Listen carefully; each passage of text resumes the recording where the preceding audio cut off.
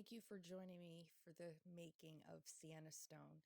And if you guys have been with me for a while, you know how much I love the warm side of the color wheel, especially with these particular hues.